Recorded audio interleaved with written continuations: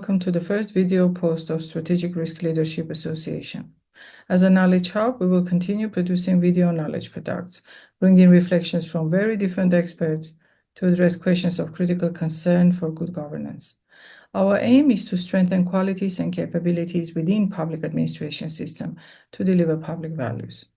In this post, we would like to discuss and explain what strategic risk leadership is about, what are some key elements of this concept, and how it is different from more traditional risk management. I hope the questions we would raise and the answers we would provide would be interesting, intriguing, and thought-provoking for our audience. Please let us know your feedback and also your suggestions on which questions to reflect in our next video posts. Thank you.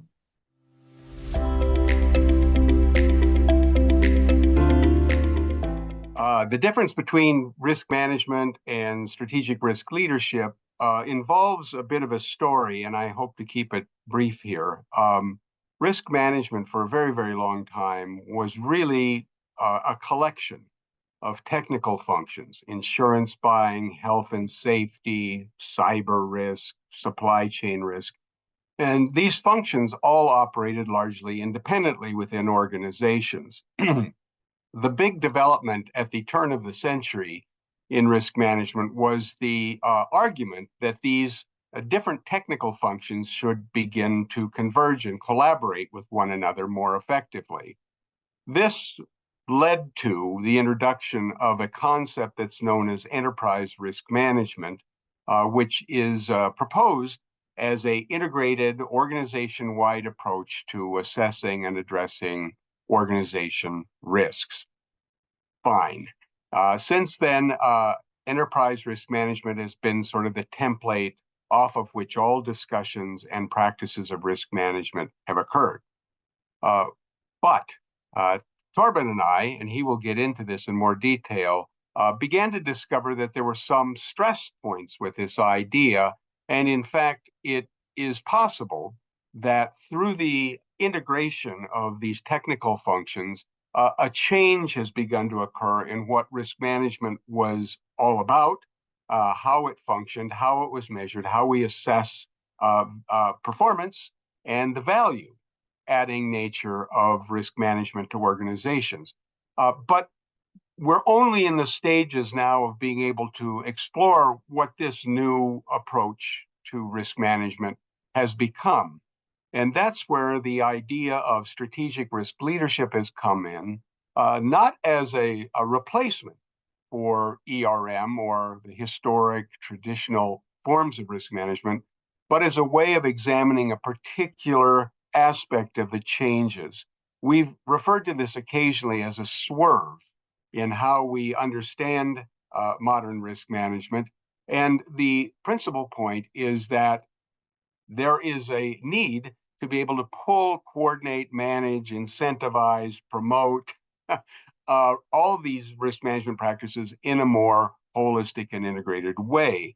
And so with that, I will say that brings us to the modern age, and Torben can talk a little bit about the specifics of the idea of strategic risk leadership.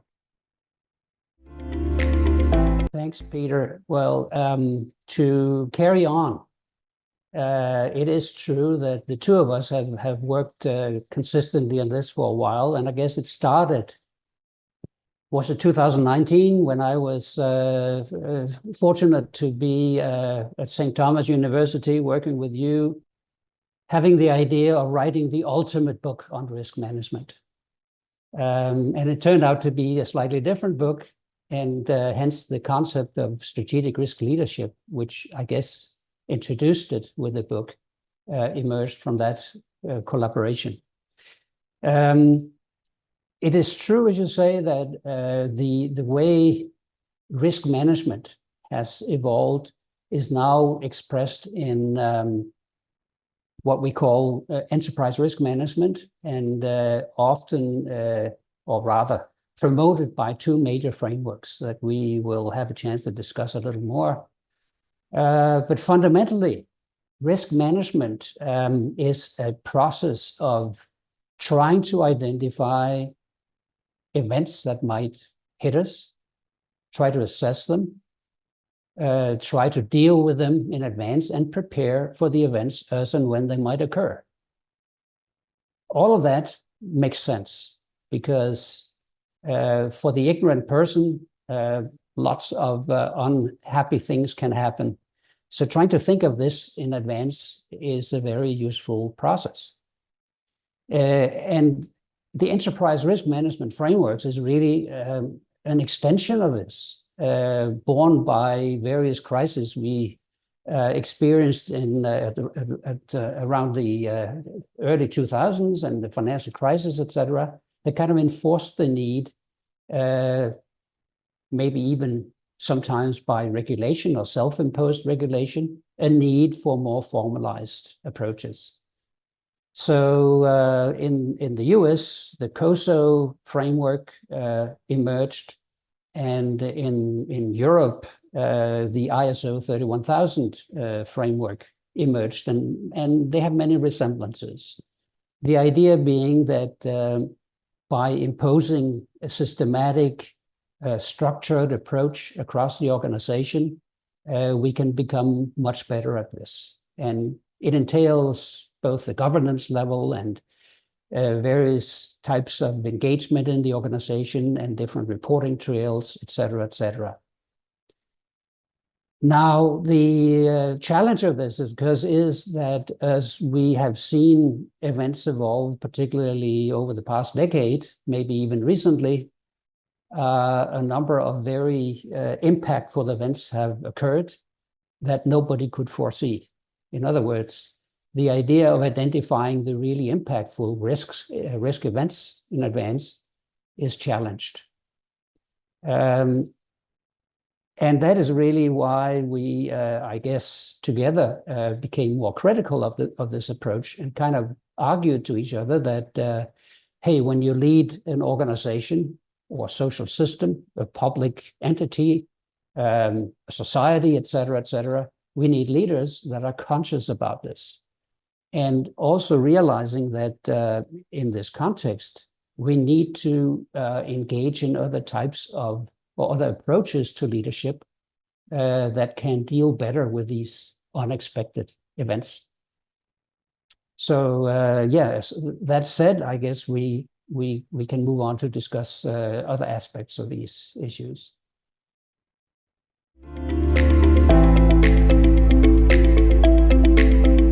Well, that is a good question that entails a number of underlying issues, I suppose. The three terms, as we use them in common speak, we often don't distinguish between them. We use them interactively and don't necessarily specify exactly what we mean by these concepts.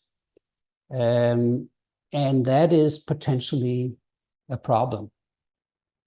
Now, if you look at the definition COSO used in its framework, the one of the leading frameworks that evolved out of activities in the United States. They look at risk and define it as, and I read, events that will affect the achievement of objectives.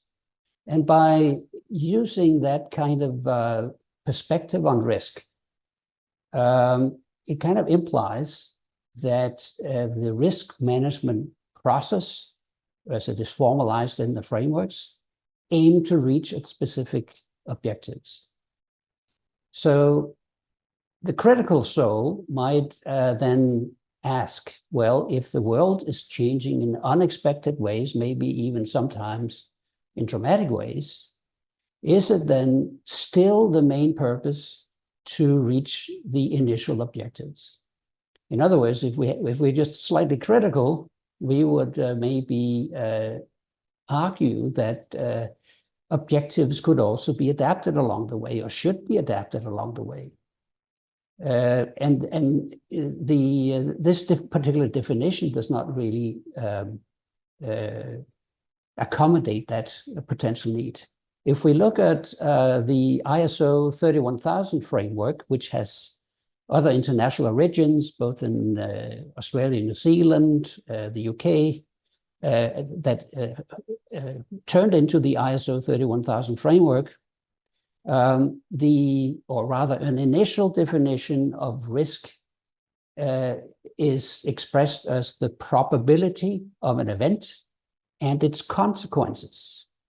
So by making that definition, it reflects the well-known likelihood impact framework, where you try to assess the likelihood and the impact of different events that you can identify.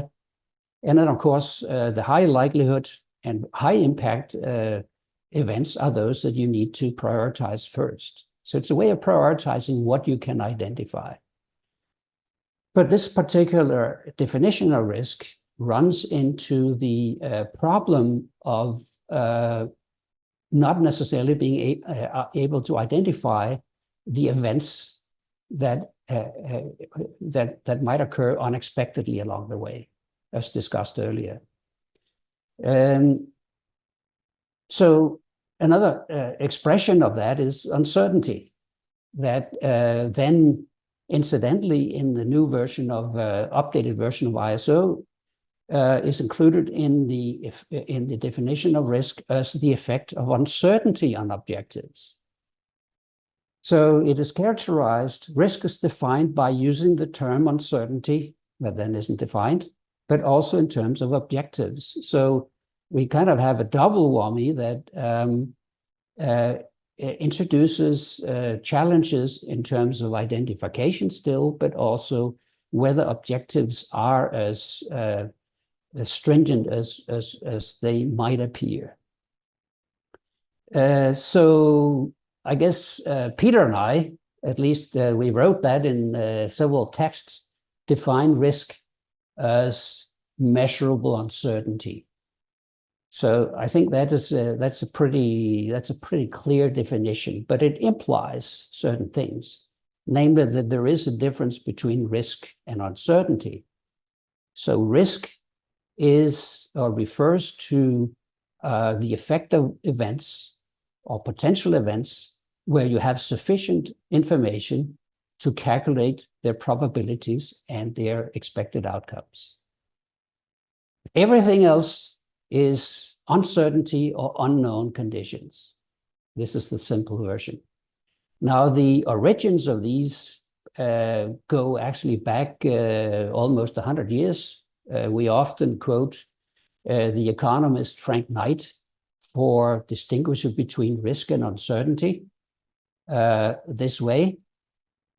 And he was an economist, so he actually argued that the only way you can make money is by being able to manage uncertainty, because risk, since it's measurable, shouldn't really give an excess return. So that's a really interesting relationships here or implications that maybe also speak to strategic risk leadership, because it is this entrepreneurial integrated ability to deal with the things we can't really measure. And then add to this the unknown or unknowability aspects of events. We cannot know what in many instances what hit us. Of course, that just complicates things, but also mean that when we have to deal with issues, we probably need particularly and new types of leadership approaches that the risk management frameworks and the conventional ways of looking at risk management as formalized processes don't really consider. I agree with everything Torben said about this, and we just want to clarify one thing, which is that we talk about risk, measurable uncertainty. We talk about uncertainty, which is uncertainty, things that aren't measurable or not easily measurable. But we also have categories, the unknown, the unknowable, the emergent are terms that we use. And just to clarify the distinction here, the uncertain may be known to us, and we can do planning around this, even if we don't have data to be able to assess the likelihood or the potential impacts. But there are a category of things out there that are unknown to us. We simply can't imagine that they would occur, or they've never happened before, so we discount their likelihood to a point where we just don't even think about them. And I would just add here that understanding that we're dealing with a complex world within which there are risks, there are uncertainties, but there are also things that we can't know or imagine, opens our mind to the idea that we need to be able to think about how we can respond to things that surprise us, that completely surprise us. And that's where we get into talking about sustainable resilience as being a prime objective of modern day risk management. Yes, we want to prevent bad things from happening. Yes, we want to pursue opportunities when they occur. But for the most part, we're going to be surprised again and again and again. But we can anticipate that we will be surprised, and can begin to take steps to try to create a more resilient society or organization or business to be able to respond more quickly and sensibly when things surprise us.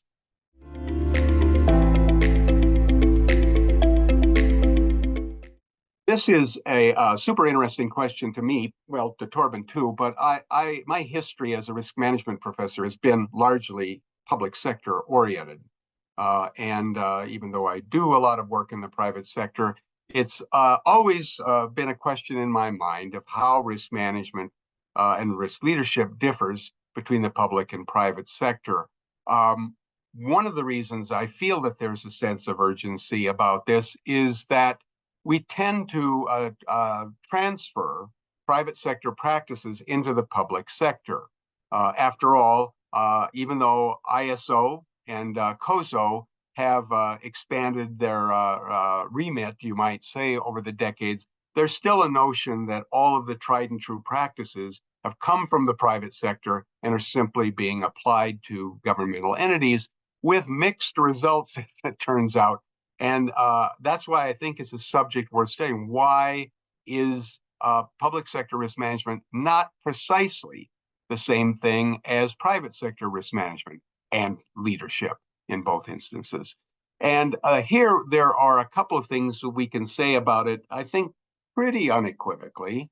One of them is that public entities, government, are risk managers of last resort for society. If you think about any risk that's happened, and especially large-scale risks like pandemics and climate change, what you find is that when all else fails, the government must step in and have some level of involvement. It doesn't mean they have to be necessarily the solution to a problem. It still could be that the government could recognize its responsibility, but then outsource the actual risk management to private, nonprofit, NGO organizations, and to communities at large. So I think fundamentally that is the great difference, is that governments can never say, nah, not our concern, we're not going to do anything about it. Ultimately, society, the voters, will turn to a government if a problem is so big that it simply can't be solved in a coordinated fashion in, let's say, a private or non-governmental section. So that's probably the number one difference. The number two difference has to do, of course, with governance. Voters, citizens are not stockholders the way it is sometimes imagined. They have different rights and responsibilities and different influences on how governments do and don't do what they should do. So the relationship between citizens and government is quite different from the relationship between stockholders and a corporation. So understanding the politics of that creates quite a different kind of atmosphere in which the public sector works. And then the final thing that I would say is that governments are risk management in many respects. So if you think about a city like Paris, you've got public services for individuals, you've got maintenance of streets and roads and subways and trains in some instances, you've got policing, you've got firefighting, you've got emergency services, you've got economic development. And so unlike a corporation that does many things, but is still mainly delivering a product or a service to customers, the public sector entities are doing lots and lots of different things. And this creates a big strategic and leadership challenge for governments, because how do you achieve enterprise risk management goals and objectives if you're doing so many different things, some things that are not even comparable with one another? And here, I think we get to the ultimate issue of what strategic risk leadership is all about, because in our explication of what we think it is, we've discovered that it's going to require a different type of leader. It is going to require someone who understands a risk management in a sort of a technical way, but more broadly, they're left with responsibilities for leading politically, understanding public sector governance in a different way, understanding the complexity, not only of the environment they're operating in, but the nature of public service and public entity responsibilities in state, local, national, even international bodies. So here, I think we've gotten to the central aspect of the entire discussion today, which is that when we look at the public sector and we look at risk management and we look at strategic risk leadership, it's a whole new world, and there's a lot yet to be studied and learned from this. And that's where the Strategic Risk Leadership Association is setting its sights on better understanding that environment. Peter, I totally agree, of course, with everything you have said. I know you have had specific research interests in the public sector and an immense knowledge in that area. I might just add that the uncertain and unknowable elements of the environment that we are facing as business enterprise and societies cannot be resolved by individual institutions, whether you're private or public. And the enterprise risk management frameworks are kind of, they're institutionally focused. So if we're faced with unknown elements in an evolving environment that we cannot predict, that might have large-scale consequences like climate change, for example, that you mentioned, Peter, requires collaborative solutions. So politicians agreeing on certain rules around the globe is nice, but it doesn't make the change. We also need to have the private business entities in there to create the solutions. In other words, I think there is a need for public-private collaboration, even including also the plural sector, like NGOs that you mentioned and so forth. So the big challenge also for the RLSA crowd, I think, is how do we make this happen? In other words, both policymakers and executive decision makers need to act in this context as strategic risk leaders.